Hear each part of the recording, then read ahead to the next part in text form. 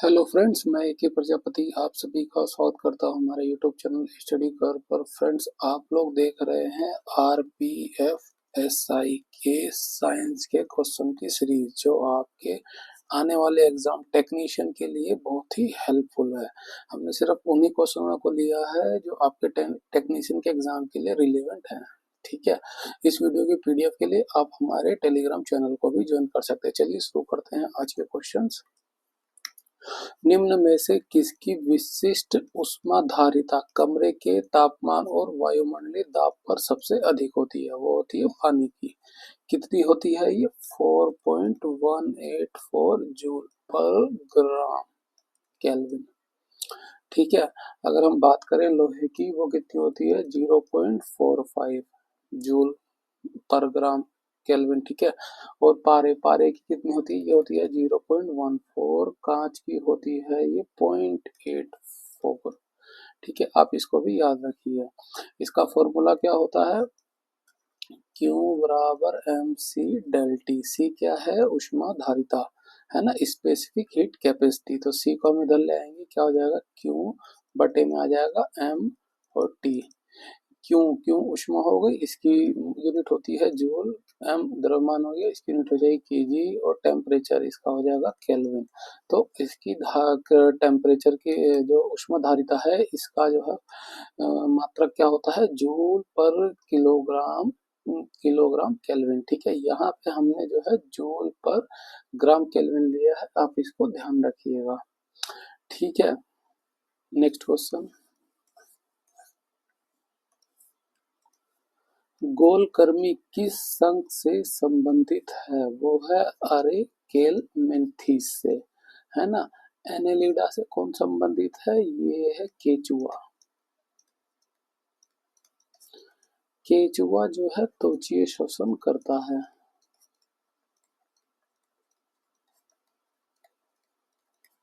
इसको आप याद रखिए। Next question. निम्नलिखित अभिक्रिया के उत्पाद क्या होंगे? देखिए, जो एरो होता है, एरो के राइट हैंड साइड जो भी होता है वो उत्पाद बोला जाता है, और उसके जो लेफ्ट हैंड साइड होता है उन्हें बोला जाता है अभिकारक। तो जो है ये और ये दोनों ही हो गए अभिकारक। अभिकारक पूछा है, उत्पाद क्या होंगे, है ना। तो एरो के इस साइड उत्पाद होंगे। तो आपको क्या करना है? आपको इसका नहीं पता है, कोई बात नहीं, आप सिर्फ एटम को बैलेंस कीजिए, है ना। देखिए, यहाँ पे दिया हुआ है Na2, तो सोडियम के देखिए दो जो है एटम हो रहे हैं, यहाँ पे भी दो हो गए। ठीक है, फिर दिया है Zn, इसी में Zn, देखिए Zn का एक आइटम है, ये एक हो गया। O2, O2 के देखिए दो आइटम हो रहे हैं, तो इसमें हो गया। और दिया है हाइड्रोजन गैस, हाइड्रोजन के भी दो आइटम हो गए ये। तो इस तरह से ये पूरी की पूरी इक्वेशन बैलेंस हो रही है, तो यही इसका आंसर हो जाएगा। अब बाकी में चेक करेंगे। देखिए, सोडियम दो है, Zn भी दो है, O2 भी दो है, लेकिन जो है ऑक्सीजन एक एक्स्ट्रा हो गया, जबकि ऑक्सीजन यहाँ दो ही है। तो इस तरह से ये गलत हो गया। इसमें भी आप करते तो देखिए, इसमें जो है नाइट्रोजन नहीं है पूरी इक्वेशन में, तो ये भी ऐसे गलत हो गया, है ना। ZnO2 और H2, इसमें सोडियम ही नहीं है, तो वो गायब हो गया, तो ये इस तरह से गलत हो गया, है ना। बस आप इसका ध्यान रखिए। और ये NaOH, सोडियम हाइड्रोक्साइड, ये क्या है? ये प्रबल क्षार है, प्रबल क्षार, सोडियम हाइड्रोक्साइड।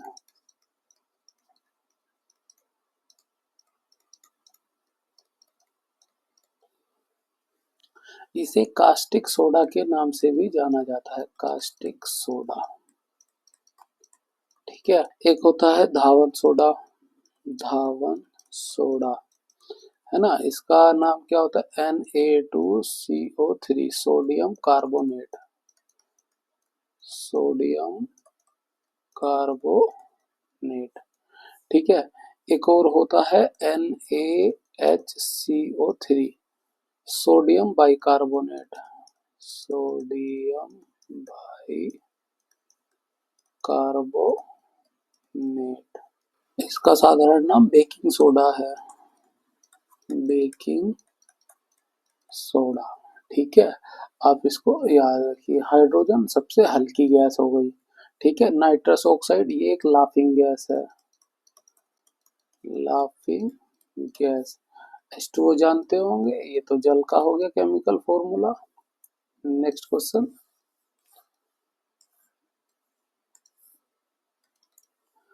किसी तने या शाखा पर पत्तियों की व्यवस्था के पैटर्न को आप क्या कहते हैं? वो होता है फाइलोटैक्सी।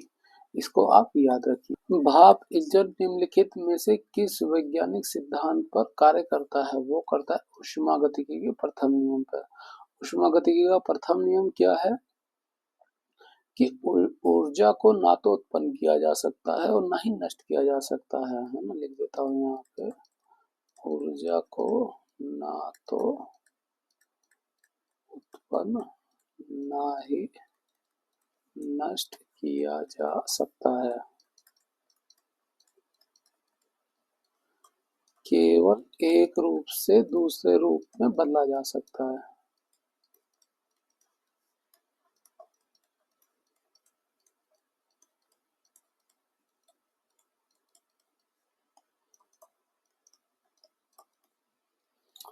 ठीक है, ऊष्मागतिकी की 3 नियम है और उसका एक 0वां नियम है, यदि दो वस्तुएं थर्मल इक्विलिब्रियम में है तीसरी वस्तु के साथ, तो तीनों का टेम्परेचर जो है एक ही हो जाएगा।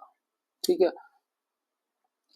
न्यूटन की गति का प्रथम नियम है ना, न्यूटन की गति के नियम, इसके 3 नियम हैं, एक है फर्स्ट, दूसरा सेकंड और तीसरा थर्ड, है ना। पहला नियम क्या है? ये है जड़त्व का नियम, है ना। कोई वस्तु अगर स्थिर अवस्था में है तो स्थिर अवस्था में बनी रहेगी और गतिशील अवस्था में तो गतिशील अवस्था में रहेगी तब तक जब तक कोई बाहरी बल लगाकर उसकी अवस्था में परिवर्तन ना कर दिया जाए।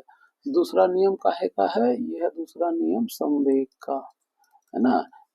जड़ यहाँ से हमें जो है बल की परिभाषा मिलती है, बल की परिभाषा, है ना। पहले नियम सेकंड नियम से जो है हमें बल का फॉर्मूला मिलता है, F=ma। ठीक है, और तीसरा नियम क्या है? ये है क्रिया प्रतिक्रिया का नियम।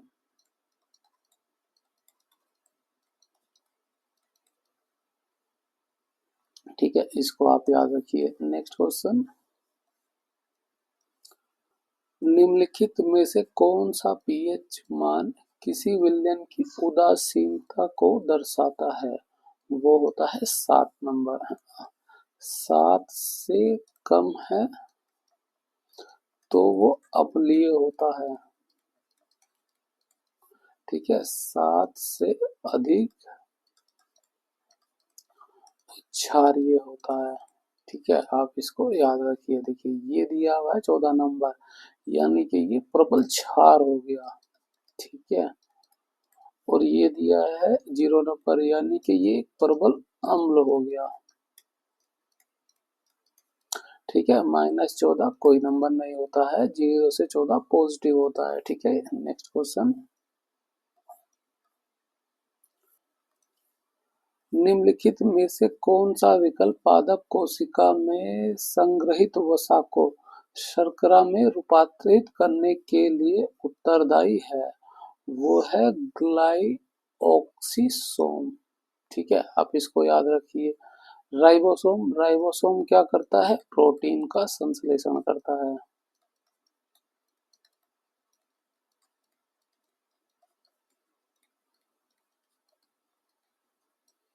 ठीक है, आप इसको याद रखिए। राइबोसोम जो लगा होता है ये एंडोप्लाज्मिक रेक्टिकुलम के रफ सरफेस पे लगा रहता है ना। एंडोप्लाज्मिक रेक्टिकुलम के दो भाग होते हैं, एक रफ होता है और दूसरा स्मूथ होता है, और जो स्मूथ पोर्शन होता है वो निर्माण करता है वसा व लिपिड का, वसा व लिपिड का संश्लेषण करता है।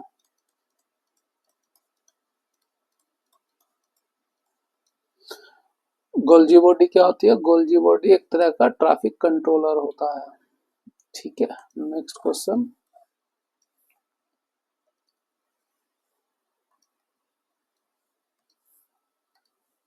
सत्येंद्र नाथ बोस की 130वीं जयंती 1 जनवरी 2024 को मनाई गई। वह एक प्रसिद्ध भौतिक वैज्ञानिक हैं, है ना। इन्होंने ही जो है पदार्थ की 5वीं अवस्था के बारे में बताया था, है ना।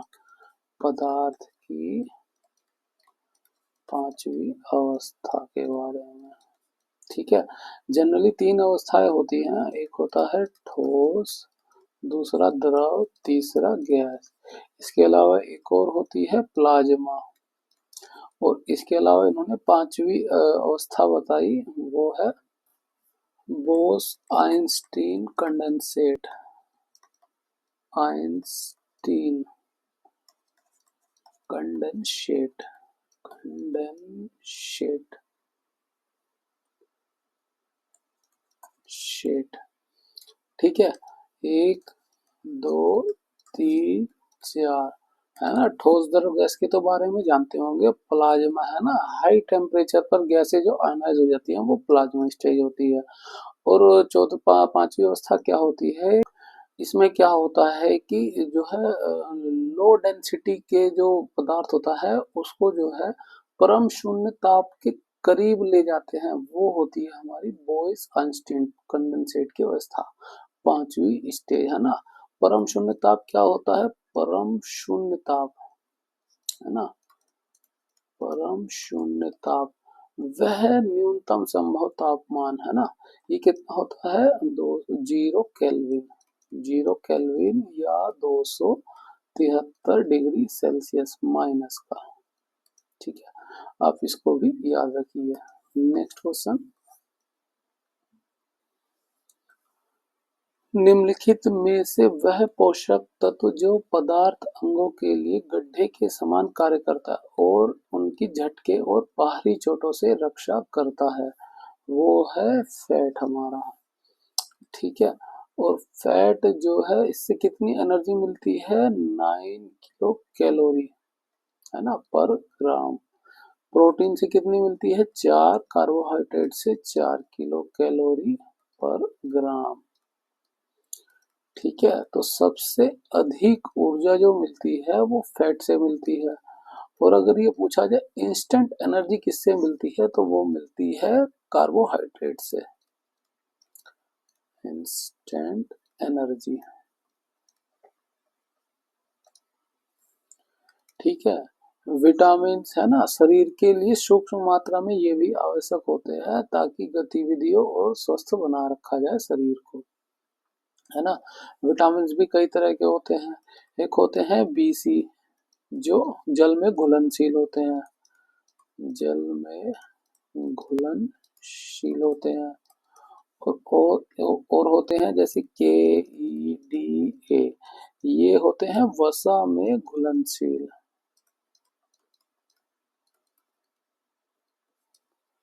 इनको भी आप याद रखिए। नेक्स्ट क्वेश्चन,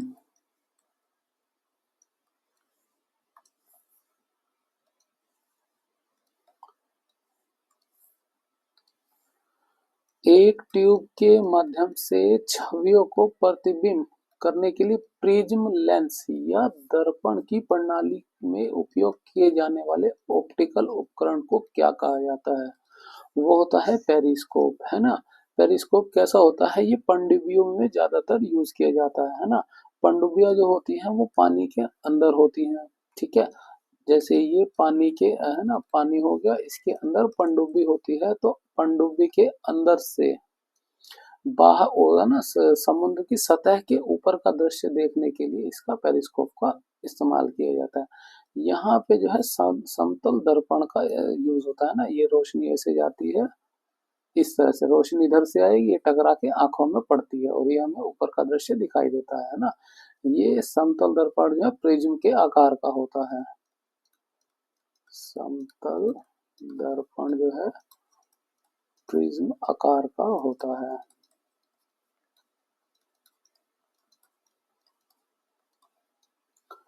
ठीक है, टेलीस्कोप क्या होता है, टेलीस्कोप जो है दूर की वस्तुओं को देखने के लिए किया जाता है ना, दूर की वस्तुओं को देखने के लिए। टेलीस्कोप और दूरबीन में छोटा सा फर्क ये है, दूरबीन भी दूर की वस्तुओं के लिए होती है लेकिन ये छोटी होती है और टेलीस्कोप एक बहुत बड़ी चीज होती है। एक और होता है माइक्रोस्कोप, माइक्रोस्कोप ये क्या करता है, ये जो सूक्ष्म चीजों को देखने का यूज होता है इसमें, है ना। कैसे, सूक्ष्म वस्तुओं या जीवों को देखने के लिए,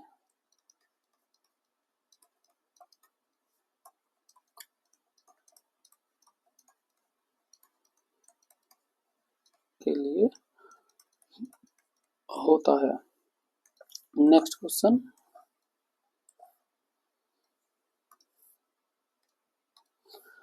सिरका अम्ल का एक प्राकृतिक स्रोत है, कहाँ मिलता है ये, विनेगर में। ठीक है, संतरा, संतरा में क्या मिलता है, सिट्रिक एसिड, सिट्रिक एसिड। इमली में क्या मिलता है, टार्ट्रिक एसिड। टमाटर में क्या मिलता है, ऑक्जेलिक एसिड।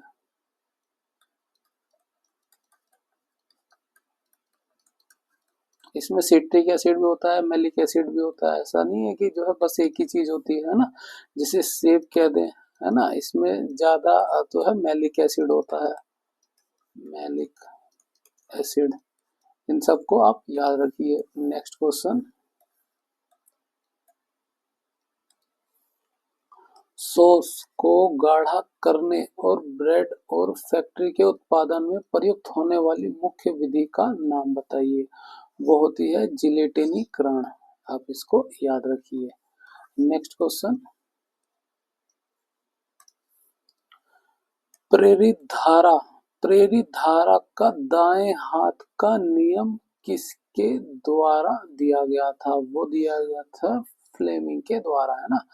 प्रेरित धारा का दिया गया दाएं हाथ का, इसमें क्या है कि जो है ना, अंगूठे, तर्जनी और मध्यमा उंगली तीनों को जो है म्यूचुअली परपेंडिकुलर रखते हैं। तो उसमें जो है तर्जनी उंगली जो है वो बताती है चुंबकीय क्षेत्र की दिशा, क्षेत्र की दिशा। मध्यमा उंगली बताती है प्रेरित धारा की दिशा।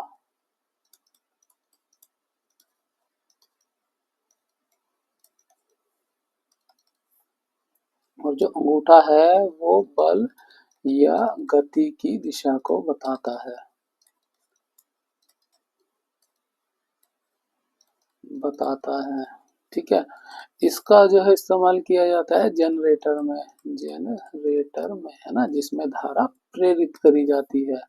और फ्लेमिंग का एक और होता है दाएं हाथ का नियम, है ना। उसमें जो है अंगूठा, तर्जनी उंगली और मध्यमा उंगली को जो है तीनों को आपस में म्यूचुअली परपेंडिकुलर रखने पर जो है उसमें पता चलता है जो है तर्जनी उंगली बताती है चुंबकीय क्षेत्र की दिशा, है ना। और जो है मध्यमा उंगली बताती है धारा की दिशा, धारा की दिशा।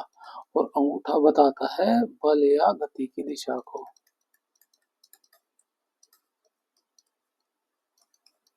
इसका प्रयोग किया जाता है मोटर में, इसको आप याद रखिए। फ्लेमिंग का दाएं हाथ का रोल यूज किया, बाएं हाथ का रोल यूज किया जाता है मोटर्स में, और जो है दाएं हाथ का रोल यूज किया जाता है वो जनरेटर में किया जाता है ना, जिसमें जो है धारा बनाई जाती है, और मोटर जिसमें धारा पहले से ही होती है। ठीक है, नेक्स्ट क्वेश्चन, मानव शरीर के लिए आवश्यक 22 अमीनो अम्ल में से कितने अमीनो अम्ल मानव शरीर में उत्पादित नहीं होते हैं, वो होते हैं 8। वैसे 9 होते हैं, इसमें 8 दिया हो तो 8 ही हो जाएगा, है ना। और ये 9 जो है मानव शरीर नहीं बनाता है, 8। ठीक है, तो ये एक असेंशियल आवश्यक अमीनो अम्ल हो गए हैं जिसे हमें खाद्य पदार्थों से प्राप्त करना होता है ना, आवश्यक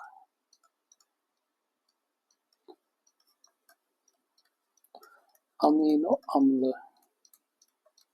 बाकी के जो है अमीनो अम्ल हमारा शरीर बना लेता है, इसलिए वो आवश्यक नहीं है, क्योंकि खुद ही बना ले रहा है। ये नहीं बनते हैं, इसलिए शरीर के लिए आवश्यक हो गए, जिन्हें हमें खाद्य पदार्थों से प्राप्त करना होता है। नेक्स्ट क्वेश्चन,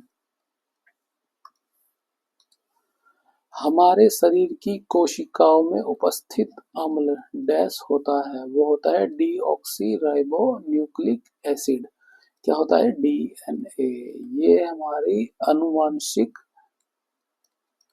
अनुवांशिक जानकारी वहन करता है।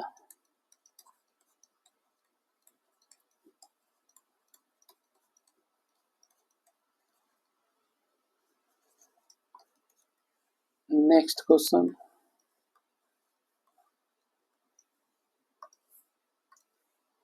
निम्नलिखित में से कौन सा पदार्थ जल में घुलने पर हाइड्रोक्साइड आयन उत्पन्न करता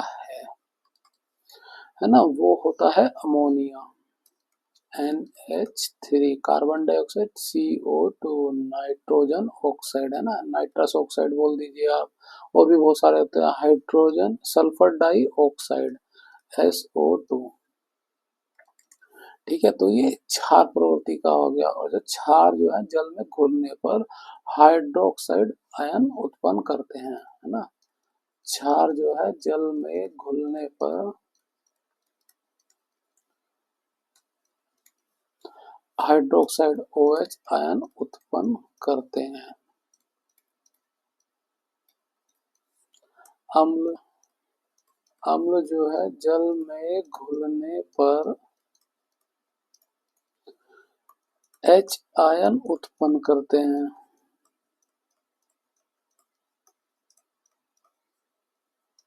इसको आप याद रखिए। नेक्स्ट क्वेश्चन,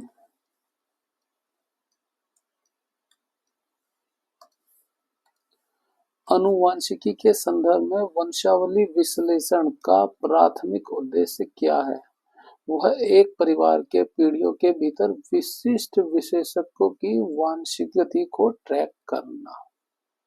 नेक्स्ट क्वेश्चन,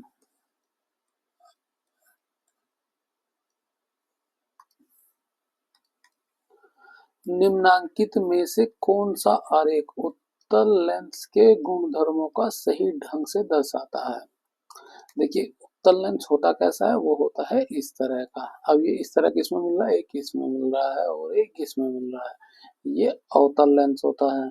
ठीक है, अवतल लेंस। ठीक है, पूछा गया उत्तल लेंस के बारे में, तो ये ऐसे ही गलत हो जाएगा, ये भी गलत हो जाएगा। ठीक है, गुणधर्मों कौन सही ढंग से दर्शाता है? उत्तल लेंस क्या होता है, आने वाली लाइट्स को हमारा फोकस पॉइंट पे कंसंट्रेट कर देता है। ठीक है, फोकस पॉइंट पर आती हुई मिलती है। ठीक है, तो ये जो है उत्तल लेंस का गुणधर्म होता है। तो हमारा आंसर क्या हो जाएगा, ऑप्शन 2 का ए।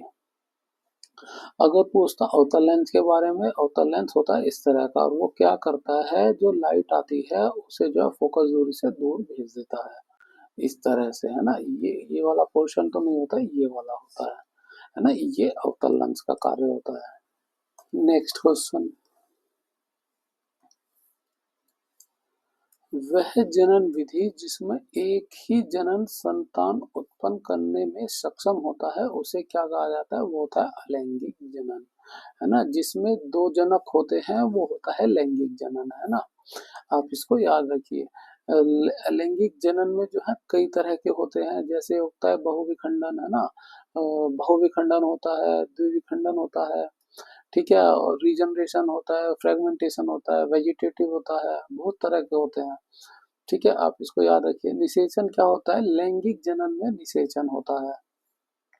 ठीक है, परागण किसमें होता है, ये होता है फूलों में, है ना? फूलों का मैं बताता हूँ, जैसे ये होता है ना? ये होता है स्टिग्मा, ये होता है स्टाइल, ये होता है ओवरी। इसके अंदर जो बीजाणु होते हैं, बीजांड होते हैं, उन्हें बोला जाता है ओव्यूल। ठीक है, ये पोर्शन जो होता है ये एक फीमेल पोर्शन होता है, इसे बोला जाता है पिस्टिल, और उसी के जो है पास में लगे रहता है मेल पार्ट, ये होता है मेल पार्ट। इसे क्या बोला जाता है, स्टामेन, है ना? ये उसका फिलामेंट होता है, और ये होता है एंथर। इसके अंदर जो है बीज होते हैं, है ना? जिसे बोला जाता है पराग कण, पराग कण। ठीक है। जब ये परागकण इधर जो है ये स्टिग्मा एक चिपचिपा पदार्थ होता है ना? और ये जो है इस पे ट्रांसफर हो जाता है और ये धीरे धीरे यहाँ ओवरी में पहुंचता है, तो ये फर्टिलाइज कर देता है और बीज का निर्माण कर देता है ना? ये फर्टिलाइजेशन की प्रक्रिया को बोला जाता है परागण हो गया, है ना? पोलराइजेशन हो गया। ये जब कण यहाँ ओवरी में पहुंच जाता है, ठीक है, आप इसको याद रखिए। और इसका जो है बाहरी पार्ट जो होता है ना, इसे बोला जाता है पिस्टिल और सीपल। और फूल वाला जो पार्ट होता है वो बोला जाता है पीटल। आप इसको भी याद रखिए। ठीक है फ्रेंड्स, यहाँ पर हमारा पार्ट 2 कंप्लीट होता है। अगर आपको हमारी वीडियो अच्छी लगी है तो इसे लाइक करें, शेयर करें और सब्सक्राइब करें हमारे चैनल को इसी तरह की वीडियो के लिए। इस वीडियो की पीडीएफ के लिए आप हमारे टेलीग्राम चैनल को भी ज्वाइन कर सकते हैं। मिलते हैं आपसे अगली वीडियो में। Thank you.